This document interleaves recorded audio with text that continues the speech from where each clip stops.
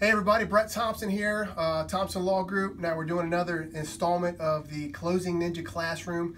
So the issue for today is mortgages versus deeds of trust. If you live in Virginia, you do not have a mortgage. You have what we call a deed of trust.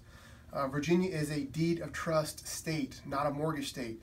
There's a couple of distinctions between a mortgage and a deed of trust that I wanted to share with you in the next couple minutes here.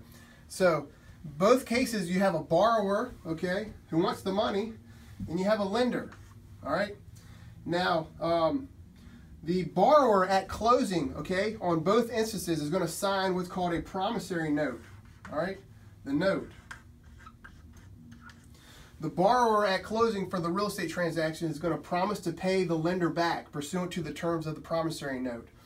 Now, in a mortgage state, all right, the borrower also delivers to the lender a mortgage document, okay? The mortgage document is the document that places a lien on the house and turns the house into the collateral to secure the loan. Now, in a mortgage state, okay, if the borrower were to default and did not pay back the lender would then have to petition the court for a what's called a judicial foreclosure sale.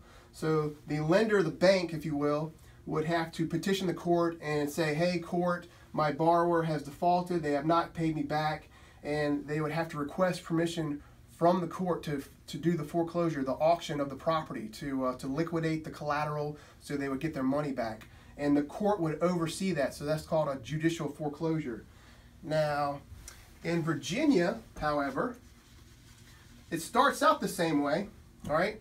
In Virginia, the borrower is going to sign a promissory note promising to pay back the lender, but also at the closing table, the borrower is going to sign a deed of trust, all right?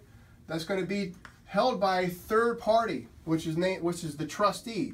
So Virginia has a three-party transaction because there's a trustee involved as well, as opposed to a mortgage state, which is only a two-party between the borrower and the lender. So the borrower in Virginia signs a promissory note promising to pay back the lender. The borrower also signs a deed of trust. So the borrower is conveying in trust to the trustee, which is a third party. It can be a law firm, it could be a title company, it could be one of the trustees of the bank.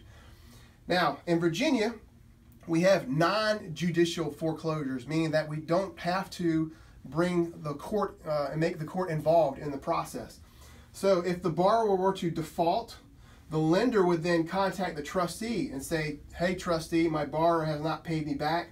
At that time, the trustee will give out the proper notices to the borrower, and if you're familiar in Virginia, you're going to see it in the newspaper, there's going to be a notice of a trustee sale. So there are certain statutory requirements that have to be met by the trustee in order to facilitate the sale. So the trustee outside of court just goes ahead and does the foreclosure sale, complies with the statutes, and then the trustee would have to turn in an accounting to the Commissioner of Accounts with the local jurisdiction, basically showing that all the money came in and all the money was dispersed in accordance with the terms of the note and the deed of trust and in accordance with Virginia law.